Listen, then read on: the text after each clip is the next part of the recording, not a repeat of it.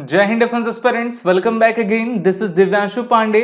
आज के सेशन में हम मिनिस्ट्री ऑफ डिफेंस के बारे में जानेंगे, जो कि आपके एग्जाम के पर्सपेक्टिव से काफी इंपॉर्टेंट रहने वाला है। शुरुआत करते हैं आज के सेशन की। जैसा कि हम सभी जानते हैं, किसी भी ऑर्गेनाइजेशन को चलाने के लिए एक आपका इंपॉर्टेंट स्ट्रक्चर जरूरी रहता है और साथ ही साथ सरकार को उस ऑर्गेनाइजेशन के लिए आपकी देखभाल करनी रहती है। इसीलिए भारत सरकार के द्वारा कई मिनिस्ट्रीज बनाई गई हैं, जिनमें से सबसे important ministries ministry of defence है, यानी कि भारत का रक्षा मंत्रालय। 2024 में अभी इसके जो है रक्षा मंत्री माननीय रक्षा मंत्री राजनाथ सिंह हैं। और अगर हम मिनिस्ट्री ऑफ डिफेंस को देखें तो इनके अंतर्गत बहुत सारे आपके ऑर्गेनाइजेशंस आते हैं जो कि अपने वर्क को राष्ट्र के लिए किया करते हैं। तो ये एक रिस्पॉन्सिबल बॉडी है जिसके तहत भारत की सुरक्षा की जिम्मेदारी ली जाती है और उसकी देखरेख की जाती है। सुरक्षा में हमारे जितने भी आर्म फोर्सेस के पर्सन्स तैनात रहते हैं, साथ ही साथ रिसर्च डेवलपमेंट करने के लिए सिविल पर्सनल, ये सभी मिनिस्ट्री ऑफ डिफेंस के एक अभिन्न अंग आपके रहा करते हैं। This is discharge through the ministry of defence which provides the policy framework with wherewith all the armed forces to discharge their responsibility in the context of defense of the country। रक्षा मंत्री minister of defence के आपके head कहे जाते हैं और इनको assist किया जाता है रक्षा राज्य मंत्री के द्वारा। और यही जो हमारे डिफेंस मिनिस्टर होते हैं उनको हम RAM भी कहा करते हैं, रक्षा मंत्री, और यही पूरे मंत्रालय को आपका देखते हैं। अगर हम बात करते हैं इस मिनिस्ट्री के अंतर्गत तो टोटल 4 हमारी आर्म फोर्सेस इसके अंतर्गत आती हैं, जिनका नाम है इंडियन आर्मी, इंडियन एयरफोर्स और इंडियन नेवी। साथ ही साथ इंडियन कोस्ट गार्ड भी है जो कि मिनिस्ट्री ऑफ डिफेंस के अंतर्गत आती है। और भारत के टेरिटोरियल इंटीग्रिटी सोवरेनिटी की सुरक्षा करना इनका परम कर्तव्य रहा करता है। तो ट्राई सर्विसेज फोर्सेस तो हम सभी जानते हैं, आर्मी, नेवी, एयरफोर्स और कोस्टल एरिया की सिक्योरिटी करने के लिए वर्ष 1977 में गठन किया गया था इंडियन कोस्ट गार्ड का। तो ये चारों फोर्सेस मिलकर भारत के बाउंड्री की सुरक्षा करती हैं, चाहे वो नभ हो, जल हो या फिर आपका थल हो। इसी के साथ बात करते हैं मिनिस्ट्री ऑफ डिफेंस की। तो स्टैटिस्टिका के रिपोर्ट में कहा गया है कि ministry of defence is the largest employer in the world with 29.2 lakh, that is 2.92 million employees. और इन्होंने अमेरिका की यूएस डिपार्टमेंट को भी पीछे छोड़ दिया है। पिछले साल की रिपोर्ट थी 2023 की, जिसमें कहा गया था कि मिनिस्ट्री ऑफ डिफेंस सबसे अधिक आपकी एम्प्लॉयमेंट को जनरेट करती है और इनकी एम्प्लॉयमेंट जनरेशन 29.2 लाख आपकी है, जो कि काफी बड़ा नंबर रहता है। और इससे डायरेक्ट और इनडायरेक्ट दोनों ही तरह के रोजगार आपके सृजित होते हैं। अब कोई भी मंत्रालय रहता है तो मंत्रालय के अंतर्गत डिपार्टमेंट्स तो आएंगे ही, जिसको हम हिंदी में विभाग कहते हैं। तो विभाग में इसके आपके टोटल 5 इंपॉर्टेंट आपके डिपार्टमेंट्स हैं, जिसमें department of defence, department of military affairs, department of defence production, department of defence research development organisation that is the DRDO, department of ex serviceman welfare. तो इनके बारे में हम अभी पढ़ेंगे और जानेंगे। तो मेनली इनके द्वारा 5 डिपार्टमेंट बनाए गए हैं। पहला डिपार्टमेंट ऑफ डिफेंस। तो देखिए, ये जो डिपार्टमेंट्स होते हैं मेनली डिफेंस सेक्रेटरी के द्वारा फंक्शन किया जाता है। As head of the department of the defence is additional responsible for coordinating the activities of the departments in the ministry. तो डिपार्टमेंट ऑफ डिफेंस के आपके ये रक्षा सचिव होते हैं। अभी करेंटली प्रेजेंटली इनके जो रक्षा सचिव है वो गिरधर अरमानी जी हैं, और भी जो अदर डिपार्टमेंट्स हैं उनके सचिवों के साथ मिलकर ये कोऑर्डिनेट आपके करते हैं। बात करते हैं डिपार्टमेंट ऑफ डिफेंस की, तो इसको डिफेंस सेक्रेटरी यानी कि रक्षा सचिव के द्वारा हेड किया जाता है, जो कि डिफेंस के मैटर्स को, पॉलिसीज को देखता है, किस प्रकार से उसको क्रियान्वित करना है, कौन सा काम कहां पर आपके पाइपलाइन में रुका हुआ है, उसको आगे बढ़ाने की जिम्मेदारी रक्षा सचिव की होती है। Act conducive to prosecution of war, reserve of the army, navy, air force, defense account, coast guard, border road organization, capital acquisition of defense and various establishment matters। दूसरा आता है DOMA या फिर हम DMA भी इसको कहते हैं, अर्थात department of military affairs. Department of military affair arm forces को मैनेज करने के लिए बनाई गई संस्था है और इसमें आर्मी, नेवी, एयरफोर्स हमारी आती है। और साथ ही साथ it is also responsible for the territorial army. Territorial army को हिंदी में हम प्रादेशिक सेना कहते हैं और भारतीय थल सेना का ही एक अभिन्न अंग टेरिटोरियल आर्मी है।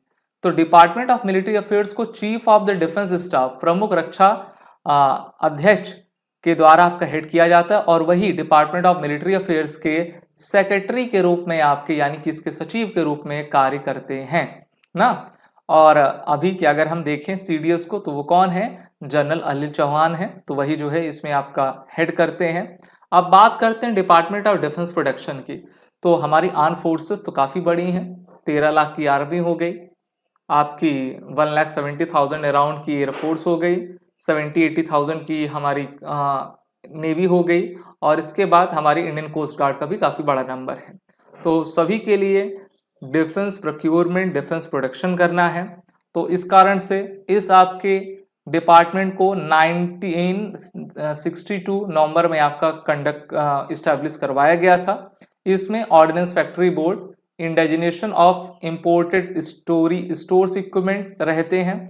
इनमें बहुत सारे आपके संगठन शामिल हैं जैसे कि HAL हिंदुस्तान एरोनॉटिक्स लिमिटेड जो कि एयरक्राफ्ट बनाती है, भारत इलेक्ट्रॉनिक्स लिमिटेड BEL कहते हैं, इलेक्ट्रॉनिक्स संबंधित टेक्नोलॉजी इक्विपमेंट बनाना, भारत अर्थ मूवर्स ये क्या करती हैं, हैवी इक्विपमेंट्स को बनाती हैं और यहाँ तक कि हमारे टैंक्स के इंजन का भी निर्माण करती हैं, Bharat dynamics, Mazagon dockyard limited MDL, GSL, GRSE और ये सभी जो कंपनियां हैं भारत की डिफेंस PSUs हैं वो सभी हमारे नेवी कोस्ट गार्ड के लिए डिस्ट्रॉयर, फ्रिगेट्स, कॉर्वेटीज का निर्माण करती हैं। और मिश्र धातु निगम लिमिटेड जिसको मिधानी कहा जाता है, ये डिपार्टमेंट ऑफ डिफेंस प्रोडक्शन के अंतर्गत आते हैं। अब बात करते हैं DRDO की, रक्षा अनुसंधान विकास संगठन। इनकी स्थापना 1 जनवरी 1958 में की गई थी और इनको 2024 में टोटल 66 साल आपके हो चुके हैं और इनको हेड किया जाता है इनके चेयरमैन के द्वारा। अभी के DRDO के चेयरमैन कौन है, डॉक्टर समीर कामत हैं। भारतीय सशस्त्र बलों के लिए डिफेंस इक्विपमेंट का निर्माण करना, टेक्नोलॉजीज को डेवलप करना DRDO का परम लक्ष्य रहता है और इनका मोटो है बलेस्य मूलम विज्ञानम, बलेस्य मूलम विज्ञानम। ओके, अगला आपका है department of ex serviceman welfare. So this department is headed by the x serviceman welfare secretary. The department was set up in 2004 Lok Sabha after veteran affairs. इसके बाद आती है हमारी इंटीग्रेटेड डिफेंस स्टाफ जिसको IDS कहते हैं। इसमें हमारी आर्मी, नेवी, एयरफोर्स आपके शामिल होती हैं और इसकी स्थापना 1 अक्टूबर 2001 में की गई थी। जब करगिल रिव्यू कमेटी बनाई गई थी तो उन्होंने रिकमेंडेशन दी थी कि हमको एक ज्वाइंटनेस चाहिए, इस कारण से इंटीग्रेटेड डिफेंस स्टाफ का गठन किया जाए। और इसके जो चेयरमैन होते हैं वो 4 स्टार जनरल्स होते हैं ना, और जो CDS होते हैं वो इसको चेयर करते हैं। और इसके जो पहले भारतीय CDS थे वो इसके पहले आपके सेक्रेटरी के रूप में कार्य करते थे। अभी तो कौन है, जनरल अनिल चौहान है। दूसरा है चीफ ऑफ स्टाफ कमेटी जिसको COSC कहते हैं। सो Chief of Staff are authority for advising Defense Minister and normally through him the Cabinet Committee on Political Affairs in all military matters। रक्षा मंत्री को जो है सहयोग करते हैं कि किस तरीके से हमको आपका कौन सा निर्णय लेना चाहिए। अब बात करते हैं मिनिस्ट्री ऑफ डिफेंस के अंतर्गत बहुत सारी सिविल सर्विसेज भी कार्य करते हैं जैसे कि ग्रुप A की कैटेगरी में Indian naval material management service, border roads engineering service, defence aeronautical quality assurance service, defence quality assurance service, defence research development service, Indian defence account service, Indian defence contract management service, Indian defence estates और अन्य भी इसमें आपकी शामिल हैं। इसी के साथ किसी भी मंत्रालय को चलाने के लिए उसमें एक फाइनेंस डिवीजन होना जरूरी है क्योंकि हमारी आर्म फोर्सेस तो बहुत बड़ी है, तो इसीलिए इनका फाइनेंस डिवीजन भी है। ओके, और इसको फाइनेंशियल एडवाइजर डिफेंस सर्विसेज के द्वारा आपका हेड किया जाता है। The financial adviser exercises financial controls over proposal involving expenditure from the defence budget and is responsible for the internal audit and accounting of defence expenditure. अब बात करते हैं chief of the tri services and defence staff की। तो देखिए chief of defence staff अभी के general Anil Chauhan हैं। Chief of army staff general Manoj Pande, chief of navy staff admiral Radha Krishnan Hari Kumar, यानी कि आर हरि कुमार, पूरा नाम राधा कृष्णन हरि कुमार। चीफ ऑफ आर एयर स्टाफ विवेक राम चौधरी हैं, और ये सभी आपके 4 स्टार जनरल्स हैं। Vice chief of the tri services देखें, आर्मी के लेफ्टिनेंट जनरल। अब देखिए एमवी सुचिंद्र कुमार को तो उनके प्लेस पे अब कौन आ गया, ये हट चुके हैं, उनके प्लेस पर उपेंद्र द्विवेदी आ गए हैं ना। नेवल स्टाफ भी आपके चेंज हैं, और अभी एयर स्टाफ भी आपके अमरप्रीत सिंह थे, वो हैं, बने हुए हैं। तो इस प्रकार से ये 3 स्टार जनरल्स हुआ करते हैं, समय समय पर आपका बदलाव उसमें होता है। अब बात करते हैं सृजन पोर्टल की। तो डिफेंस मिनिस्ट्री के द्वारा सृजन पोर्टल लाया गया है, जिसको भारत के रक्षा मंत्री के द्वारा आपका लॉन्च किया गया था। It provides access to the vendors to take up items that can be taken for the indigenization, क्योंकि हमारा रक्षा मंत्रालय आत्मनिर्भरता की ओर कार्य करता है, इसीलिए इनको द्वारा सृजन पोर्टल का निर्माण भी आपका किया गया था। स्पर्श पोर्टल भी इन्होंने बनाया, जिससे कि पेंशनर्स को आपका सहूलियत आपकी हो सके। तो ये सभी इनिशिएटिव्स ये किया करते हैं। तो ये जानकारी थी मिनिस्ट्री ऑफ डिफेंस के बारे में। क्लास अच्छी लगी हो तो क्लास को लाइक शेयर जरूर करिए।